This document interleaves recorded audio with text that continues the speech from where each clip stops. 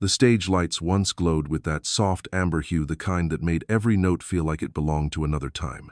Somewhere between the echoes of the 90 seconds, a voice rose above the crowd, smooth, soulful, a little rough around the edges, and the world felt it. He wasn't just singing. He was giving something of himself with every line. But as the years passed, the sound that once filled arenas slowly drifted into memory. What happens when the voice that defined a generation fades into silence? This is the story of After 7, a group born from brotherhood, passion, and pain, and of the man whose voice became their heart, Melvin Edmonds. Let's get into their story right now. Grab a warm drink, sit back, and let's begin this journey together. Long before the world ever knew the name, After 7, there was a small house on the east side of Indianapolis where music filled the air. On Sunday mornings, gospel records played through an old radio, while the Edmonds brothers mimicked harmonies they barely understood, yet deeply felt. Their father, Marvin Sr., loved Nat King Cole. Their mother, Barbara, kept faith and discipline alive in the home. Together, they raised 6 sons, each destined to make music, though none more quietly powerful than the second boy, Melvin. Melvin Edmonds wasn't loud by nature. He was steady, patient, with that kind of calm that made people listen when he spoke or sang. His voice had a tone that carried something older than his years, a blend of church and street corners, of gospel purity and soulful grit. When he sang songs by The Temptations, Sam Cooke, or the OJs, the room seemed to still for a moment. It was as if his voice held the echoes of every singer he ever admired. In that house, 3 brothers, Melvin, Kevin, and Kenny, who the world would later call Babyface, found their connection through melody. Their father encouraged them but reminded them that music alone wouldn't pay bills. So, while Kenny picked up a guitar, teaching himself to play left-handed like Bobby Womack and Jimi Hendrix, Melvin led the neighborhood band known as Soul Innovations. He was just 15, but even then, people around Indianapolis knew that voice belonged to something special. By 19, life had already demanded its dues. Melvin was married, had children, and worked long hours at Chrysler, tightening bolts and building cars while humming old soul tunes under his breath. Every so often, he'd perform at local events, still chasing that feeling that only music could give him. But mostly, he worked because dreams don't pay the rent. Meanwhile, his younger brother Kevin had gone off to Indiana University, where he met another singer named Keith Mitchell. They joined a class called IU Soul Review, an African-American music performance course that taught business, theory, and the stagecraft of rhythm and blues. The 2 young men shared a quiet hunger. They didn't just want to sing. They wanted to be heard. During summer breaks, Kevin and Keith would meet up with Melvin back home. The 3 of them started performing at local clubs around Indianapolis, doing cover songs by artists like The Whispers, Shalimar, and Earth, Wind, and Fire. There was no label, no producer, just passion. They rehearsed in basements, cut demo tapes on cheap recorders, and played anywhere someone would listen. At that time, Kenny Edmonds, now called Babyface, had begun carving his own path in the music industry. He joined the group The Deal and started producing and writing songs with L.A. Reid. Together, they dreamed of becoming the next Jimmy Jam and Terry Lewis. Babyface would often call home, sending words of encouragement to his brothers. "Keep singing. Your time will come." Melvin believed him, even if the world hadn't yet noticed. He knew talent didn't always win, timing did. And so, he waited. Years passed. Babyface and L.A. Reid became 2 of the most sought-after producers in the business, writing hits for Bobby Brown, The Whispers, Pebbles, and countless others. Still, Melvin kept his job, kept his family, and kept his dream alive even when life told him to let it go. But then came a phone call that changed everything. Babyface had just secured a new production deal with Virgin Records. They wanted him and L.A. Reid to develop acts under their wing. Without hesitation, he called Indianapolis. "Melvin, Kevin, it's time. I got you a record deal." In that moment, years of waiting suddenly made sense. Melvin was 40 when most new singers were 20, but he wasn't trying to chase youth. He was trying to share truth. His experience, his struggles, his tone, they gave the music something no young singer could fake. And so, alongside Kevin and Keith, After 7 was born. The name came from Babyface's answering machine. "After 7, please leave a message." It sounded smooth, mysterious, and slightly romantic. For the brothers, it meant more than a time of day.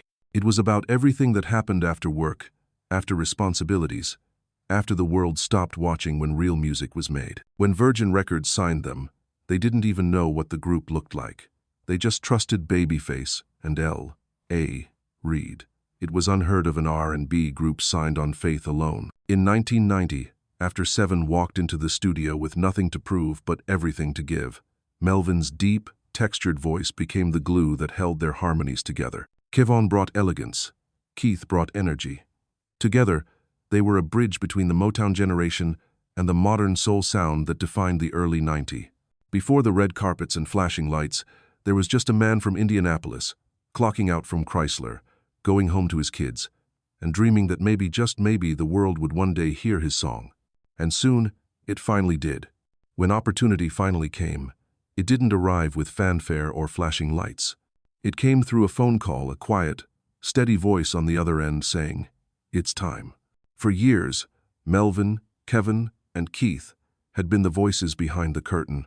Whenever Babyface and L.A. Reid wrote new material for other artists, they'd call the trio to lay down the demo track songs meant to sell ideas, not fame.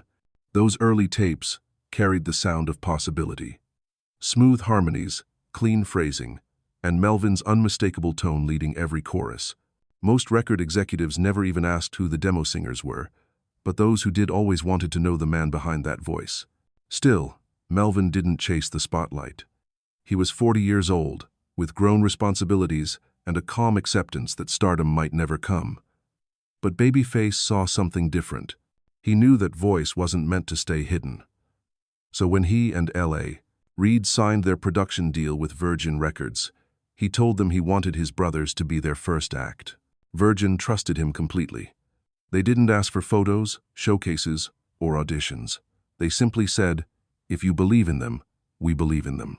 And so, after Seven was born, the group's very name carried a kind of poetry. After Seven, meaning after work, after the day had ended, after all the noise of the world faded away. It was when music became honest again. In a decade obsessed with image and youth, three grown men walked into the industry with voices that carried the wisdom of experience. Their first sessions were recorded between Los Angeles and Atlanta, guided by Babyface, L.A. Reid, and Daryl Simmons. The chemistry was instant. Melvin's deep baritone wrapped around Kevon's silky tenor, while Keith brought texture and rhythm. The producers called it the grown man's harmony, mature, romantic, and timeless. In the studio, Melvin's approach was old school. He didn't care about trends or studio tricks. He wanted the microphone to capture what he truly felt. He would often close his eyes, hands in his pockets, and sing a line 3 or 4 times until it felt right. Babyface once said, "When Melvin sang, it was like honesty had a sound." The debut single, Heat of the Moment, arrived quietly but caught traction on R&B radio. Listeners noticed something missing in most of the era's new jack swing records' emotion. Melvin gave them that.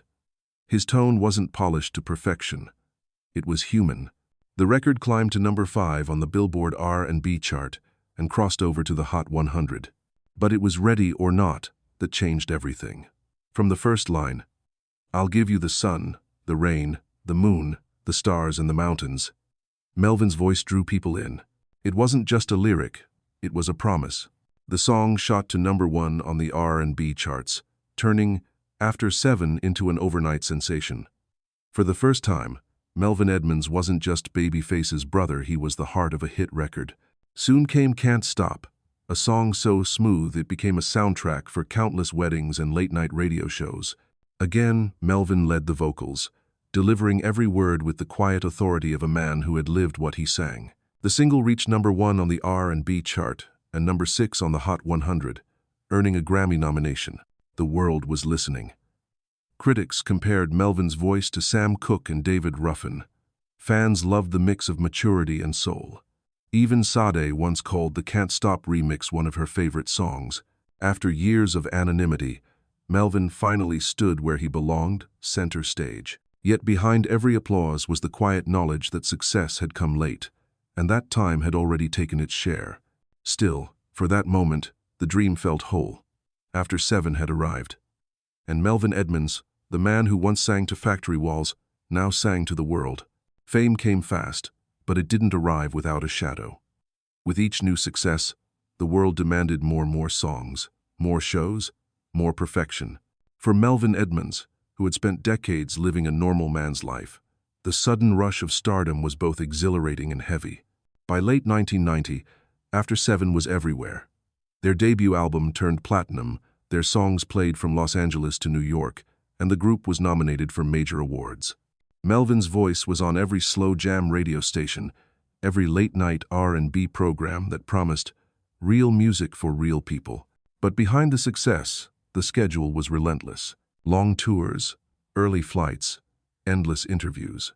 Melvin wasn't built for the machinery of fame he loved performing, but not everything that came with it. The cameras, the business meetings, the noise, they all drained him.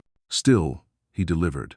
On stage, he was electric yet controlled, the kind of singer who didn't move much but made the audience feel everything. Fans would close their eyes during Ready or Not, swaying in rhythm, as if the world stopped for those few minutes. Then came a session that would change the course of their story and Melvin's. Babyface had written a song called My, a smooth, seductive ballad meant for After 7. It was the kind of song Melvin could have owned completely. The plan was simple: record it for the next single. But when the day came, Melvin didn't show up. He had been struggling quietly with personal issues, exhaustion, pressure, and the creeping pull of addiction. Kevin and Keith arrived at the studio, waiting for him. Hours passed. Calls went unanswered. The producers couldn't wait any longer. Johnny Gill, who happened to be recording in another room, stepped in. He sang it. Babyface called in Kenny G for the saxophone, and together they turned My into one of the biggest R&B hits of the year. After 7 still sang the background vocals, but everyone knew what that song could have been, a defining moment for Melvin Edmonds. Instead, it became the first crack in the group's golden picture. Kevin later said in interviews that Melvin had always carried an addictive personality, something he used to quiet the weight he felt inside. There was no judgment in his words, just love and a brother's sadness. He was trying to handle life the best way he knew how, Kevin recalled. The loss of that song wasn't the end, but it was a sign. Fame and family rarely walk the same road peacefully. Melvin tried to balance both, but the music industry doesn't wait for anyone. Yet even as rumors spread, the group continued to rise. They won an NAACP Image Award for Best New Male Artist or Group. They joined massive tours with MC Hammer, Michelle, Troop, and Oaktown, 357, bringing R&B harmony to arenas filled with hip-hop energy. Audiences fell in love with their professionalism and warmth. They weren't trying to be young or trendy, they were just being themselves, and that was enough. By 1991, After 7 had cemented their place in R&B history. They sang Nights Like This for the 5 Heartbeats soundtrack, a song that reached the top 10 on the charts and became an anthem for fans of the movie. Melvin's voice, rich and raw, reminded people of everything that was good about classic soul. In just a year, After 7 had gone from unknowns to respected artists, from factory floors to Billboard charts. But fame is a tide that gives and takes. And for Melvin, the pull of that tide was only beginning. By 1991, After 7 had become more than just a group. They were the sound of grown-up soul in an era chasing something faster. While radio turned louder and flashier, Melvin Edmonds and his brothers stayed true to the kind of music that spoke softly but stayed forever. When they walked on stage, there were no gimmicks, no dance routines, just 3 microphones, dim lighting, and a sea of faces waiting for the first note. Melvin would take his place at the center, his head tilted slightly, eyes half closed. He didn't perform like he was proving anything, he sang like he was remembering something. Crowds felt that honesty.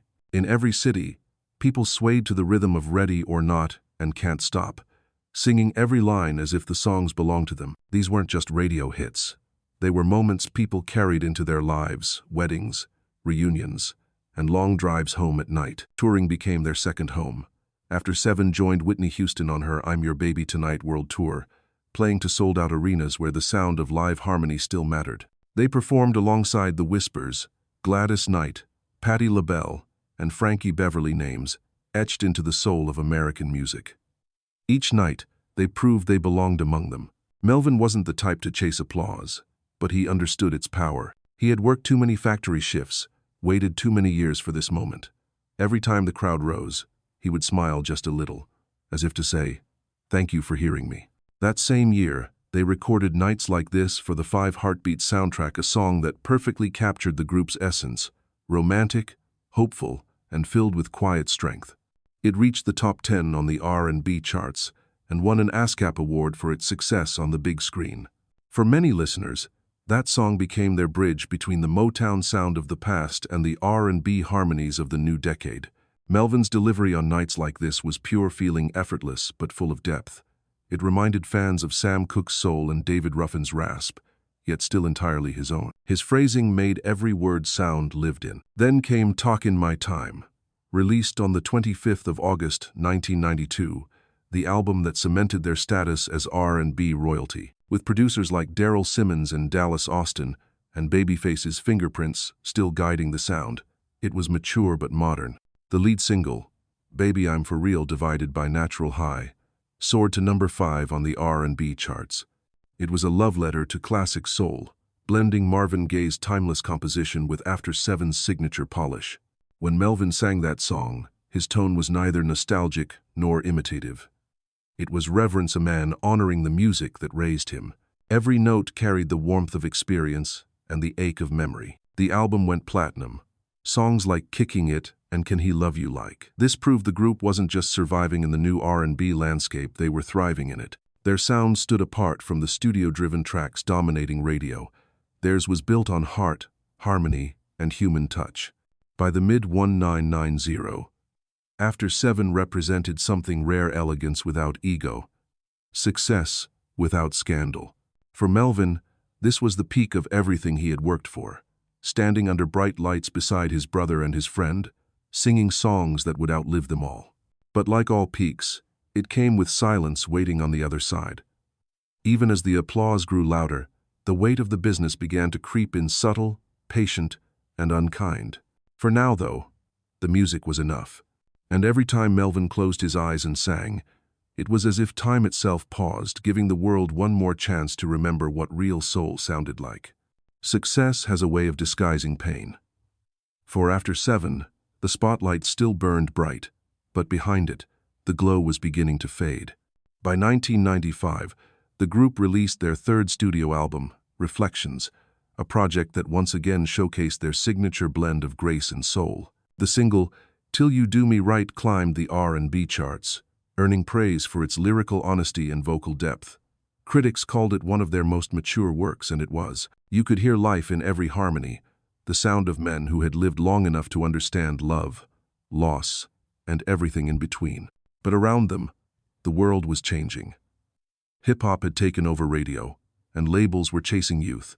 The industry that once celebrated voices like Melvin's was now driven by image and tempo. Authenticity was becoming an afterthought. For artists who sang from the heart, that shift felt like betrayal. Virgin Records, the company that had once signed them sight unseen, began to pull back. Budgets grew smaller, promotions slowed. The calls that used to come every week came less often. The group felt it. Melvin felt it most of all. He wasn't bitter, just weary. Years of touring, pressure, and expectation had taken their toll. He still loved singing, but he no longer trusted the business around it. Meetings about contracts and percentages never interested him. He was a man of emotion, not negotiation. And when that emotion turned heavy, he withdrew. In interviews, Kevin would later explain it gently. Melvin didn't quit music because of drugs. He just got tired of what came with it. That truth cut deeper than any rumor ever could. For Melvin, the stage was sacred, but the industry wasn't. He would show up, deliver flawless vocals, then disappear.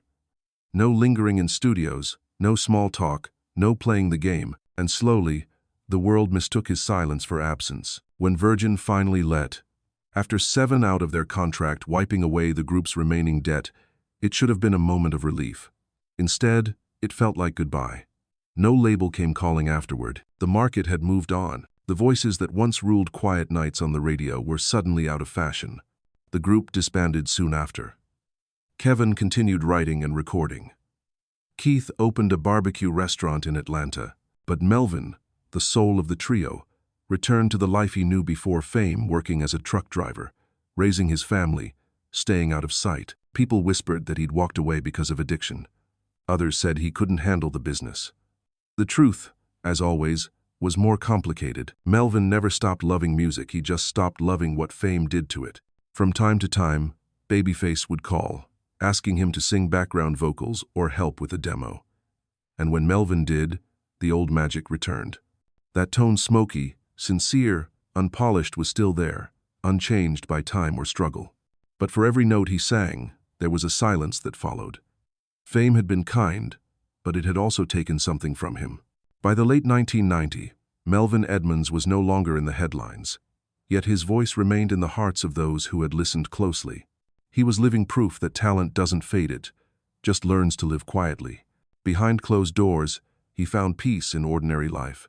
And though the music world had already moved on, Melvin never really left it. He just waited, as he always had, for the right moment to return. When the applause faded, silence came rushing in.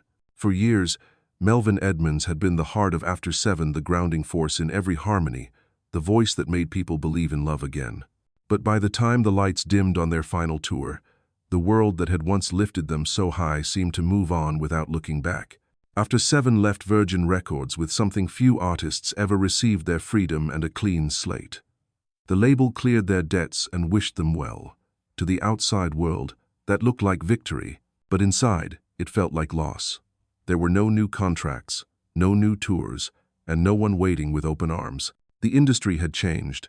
Its heart no longer beat to the rhythm of slow songs and real stories. Melvin didn't chase what had left. He had spent too much of his life waiting on dreams that never called back. Instead, he turned toward something familiar: work. Ordinary work. He became a truck driver, logging long miles across the Midwest, finding comfort in the quiet hum of the road. The stillness suited him.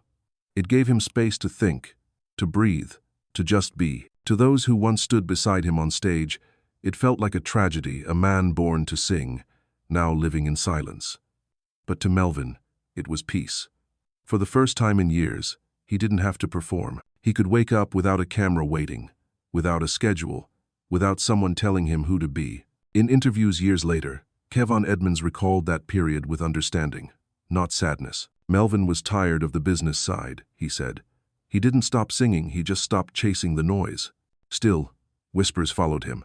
People said he'd left because of drugs. Others believed he'd burned bridges. But those closest to him knew the truth. Melvin never lost his love for music. He just refused to let it consume him anymore. Every now and then, Babyface would call. There'd be a project, a song that needed that unmistakable tone, something raw, something real, and Melvin would show up. He'd walk into the studio, quiet as always, record his parts in 1 or 2 takes, nod to everyone, and leave before the small talk began. In 1996, his voice resurfaced on Johnny Gill's Let's Get the Mood Right, a reminder that his sound still carried the warmth and sincerity that defined the best of R&B. The following year, he appeared on the Soul Food movie soundtrack with Babyface, Kevon, and members of Jodeci under the name Milestone. The song I Care About You became an instant classic, reaching deep into the hearts of listeners who still believed in real love. For a moment, it felt like the old days again. But behind the reunion and radio airplay, Melvin remained a man at odds with the industry. Contracts, royalties, tours, all of it felt hollow now. The joy had left the room. He went back to his quiet life, letting fame drift where it would. His absence wasn't rebellion, it was survival. He'd seen too many artists lose themselves chasing what he already had a sense of who he was when no one was watching. For Melvin Edmonds, the stage had been home. But sometimes, even home can start to hurt. And so he stepped away, not because he wanted to disappear, but because he finally wanted to live. By the late 1990s, Melvin Edmonds had disappeared from the spotlight, but his name still lingered in quiet corners of R&B radio. DJs would play Ready or Not, late at night, dedicating it to the lovers who still believe in harmony. His voice lived on, even if the man behind it had stepped away. He never announced his departure, never said goodbye. One day he was on stage. The next, he wasn't. The group that once filled theaters now existed only in memories and record collections. Kevon pursued his solo path, releasing 24 divided by 7 inches 1999 to critical praise. Keith Mitchell found a new rhythm in everyday life, opening a barbecue restaurant in Atlanta. The world moved forward as it always does, but Melvin stayed behind, quietly, deliberately. He wasn't chasing nostalgia. He was surviving it. The years that followed were quiet, but not empty. Melvin still sang sometimes at home, sometimes for small gatherings, and sometimes when Babyface called. There was no pressure in those moments, just music. It was as if he had returned to the way things began: family, faith, and melody. In 2011, life forced him to pause once more. Melvin suffered a stroke that left one side of his body partially paralyzed. For many, that would have been the end of the story. But for Melvin, it was another chapter, one written in resilience. His son, Jason Edmonds, stepped forward to fill his place as the third member of After Seven. It was a moment both proud and bittersweet. Watching his son sing those same songs on stage was like watching time loop back on itself, the legacy continuing, even as the body that built it began to fade. Melvin never made a scene about his condition. He didn't give interviews or chase sympathy. He simply focused on getting better. Music still lived in his home, in his conversations, in his quiet nods when a familiar tune came on the radio. Years later, when Babyface reached out again with new songs, asking if After Seven was ready to reunite, Kevon and Keith agreed, but only if Melvin wanted to be part of it. His health was fragile, his voice softer, but his answer was simple: let's do it. In 2016, After Seven released Timeless, their first studio album in over 20 years. Melvin's voice returned like a ghost the world had been missing. The single I Want You climbed into the top 10 of Billboard's adult R&B chart, reintroducing that classic sound to a new generation. Songs like Runnin' Out and Let Me Know carried the same spirit as their early hits: smooth, soulful, and full of heart. For fans, it was a miracle. For Melvin, it was closure. The long road, the waiting, the pain, all of it found peace in that record. He performed a few shows with the group, smiling more now than ever before. The stage no longer felt like a burden. It felt like home again. But behind that quiet triumph, time was running short. The body that had carried the music so far was beginning to tire. Still, Melvin never complained. He had lived enough to understand that some returns aren't about fame, they're about finishing the song you started long ago. And when the curtain fell once more, he left the stage the same way he entered it, with grace, humility, and a voice that refused to fade. The comeback no one expected began with a single phone call. After years of silence, Babyface reached out to his brothers with the same warmth he had decades earlier. He had written new songs, songs that felt timeless, songs that needed the voices that first gave his melodies life. "Let's make another record," he said. It wasn't about chasing charts anymore. It was about coming home. By then, Melvin Edmonds was a different man. His hair had turned gray, his body weaker, but his spirit, that quiet, steady fire, was still alive. When Babyface asked if he was ready, Melvin hesitated only for a moment. He wasn't sure if his voice could still hold the same power. But then he smiled softly and said, "Let's try." In 2016, After Seven returned to the studio for the first time in 2 decades. The sessions were slower, gentler, more deliberate. There were moments when Melvin had to rest between takes, and times when Kevin or Keith would step in to finish a harmony. But when Melvin opened his mouth to sing, something sacred filled the room. His tone, aged but unbroken, carried the same warmth that had once melted radios across America. They called the album Timeless. It was the perfect name. The first single, I Want You, was a revelation. It didn't sound like nostalgia. It sounded alive. R&B stations embraced it immediately, and within weeks it climbed into the top 10 on Billboard's adult R&B chart. Listeners who had grown up with After Seven suddenly felt young again. The record proved that real voices, real harmony, and real emotion never go out of style. More singles followed: Runnin' Out, Let Me Know, and a tender remake of Betcha by Golly Wow featuring Stockley from Mint Condition. Critics praised the album for honoring classic R&B while still feeling current. It reminded people of what the genre once stood for: craftsmanship, sincerity, and soul. But beyond the music, Timeless carried something deeper: redemption. For Melvin, it was proof that his story didn't end in silence. He had returned from illness, from years of doubt and distance, to do the one thing he was born to do. The album's success wasn't measured in awards or sales. It was measured in grace, the grace of second chances. Fans across the country filled theaters again. When After 7 performed live, there was no pyrotechnics, no fancy staging, just music. Melvin would take the mic, his movements slower now, his presence humbler, yet when he sang, the room still changed. That voice, seasoned by pain and patience, held a new kind of beauty, softer, wiser, and infinitely human. In interviews, Kevin described those moments as healing. It wasn't about reliving the past, he said. It was about honoring it and finishing it together. Even for Babyface, who had written songs for the biggest stars in the world, this project was personal. It wasn't just another album. It was family finding its rhythm again. For longtime fans of American soul, Timeless felt like a reunion not just of a group, but of an era. In a world chasing digital perfection, After 7 brought back imperfection, the kind that makes music real. And for Melvin Edmonds, the man who once drove trucks across the Midwest dreaming of another chance, that imperfection became his redemption song. On the 18th of May 2019, the music stopped quietly, without warning. News broke that Melvin Edmonds had passed away after a short illness. The cause was never revealed, and perhaps it didn't need to be. Those who loved his voice understood that some stories don't end with answers, they end with echoes. Across America, tributes began to surface. Radio hosts paused between songs, their voices softening as they remembered the man who once made R&B feel like home again. Fans left messages under old videos of Ready or Not and Can't Stop, writing simply, "Thank you, Melvin." There were no grand headlines, no spectacle, just quiet gratitude. It was fitting. Melvin had never been one for noise. For his brothers and bandmates, the loss hit deeper than words.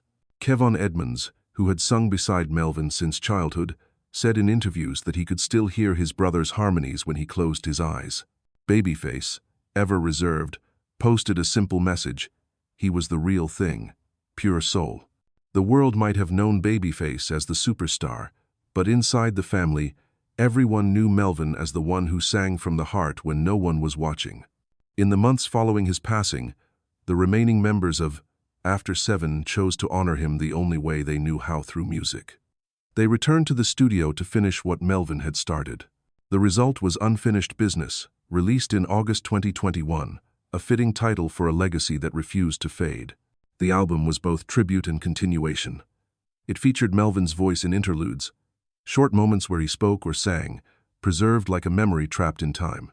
His presence guided the record, reminding listeners that even absence can sound beautiful. Danny McClain joined the group with Melvin's personal blessing before his death, ensuring that the harmonies remained strong. Kevin and Keith carried the emotional weight, singing not just for themselves but for the brother who could no longer stand beside them. Songs like Tomorrow Can't Wait and Bittersweet carried a quiet power, echoes of grief mixed with gratitude. Fans felt it. Critics called the album a masterclass in dignity, a phrase that could just as easily describe Melvin himself. Beyond the music, his story became a point of reflection for a generation of artists and listeners who grew up in the golden age of R&B. In an era obsessed with fame, Melvin represented something rare: humility. He was proof that greatness doesn't always demand attention, sometimes it just requires truth. Around the world, fans from the UK, Brazil, and Japan, places where 90 seconds R&B still played in nightclubs and cafes, rediscovered. After 7, vinyl collectors began hunting for their old records. Younger musicians cited Melvin's tone as a blueprint for emotional singing. His influence, once quiet, had begun to ripple outward. And in the end, that might have been his greatest victory. He never sought the spotlight, yet his light never dimmed. He never chased legacy, yet he built one. To this day, Ready or Not still drifts through late-night radio playlists. That opening line, "I'll give you the sun, the rain, the moon, the stars and the mountains," carrying the warmth of a voice that once turned simplicity into poetry. In every note he sang, there was faith. In every silence he left behind, there was peace. Melvin Edmonds didn't leave the world loudly. He left it the way he lived in it, with grace, with love, and with a melody that still lingers when the music fades. The stage lights fade once more, and somewhere in the distance, a familiar harmony lingers, gentle, unhurried, eternal. It's the sound of Melvin Edmonds, the man whose voice could turn an ordinary lyric into something sacred. For nearly 4 decades, he carried a truth that few artists ever master. Fame is temporary, but soul is forever. He didn't sing for spotlight or praise. He sang because music was the one language that never betrayed him. When we listen to Ready or Not or Can't Stop today, we're not just hearing songs, we're hearing time itself. We hear the late nights in the studio with his brothers, the endless tours, the laughter backstage, the heartbreak of missed chances, and the quiet redemption that came when he found his way back to music. Melvin Edmonds was part of something bigger than a group. He was part of a lineage, a tradition of American soul built on truth, vulnerability, and faith. From Sam Cooke to Donny Hathaway to Marvin Gaye, his name now stands quietly among them, another voice that refused to fade. And while the world often celebrated his brother Babyface for writing the songs that defined an era, those who truly listened knew it was Melvin's tone, his phrasing, his honesty that gave those songs their heart. After 7 continues to perform today, carrying his memory in every chord. Their 2021 album, Unfinished Business, felt less like a comeback and more like a continuation, a reminder that some voices never truly leave. They simply change form, echoing through those they've touched.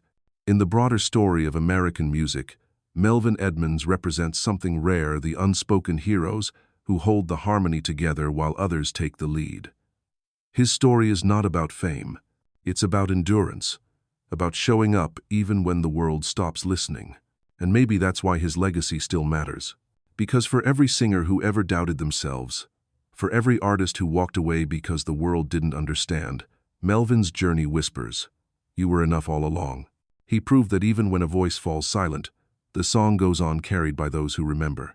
So tonight, wherever you are, if one of his songs comes on the radio, don't skip it. Let it play.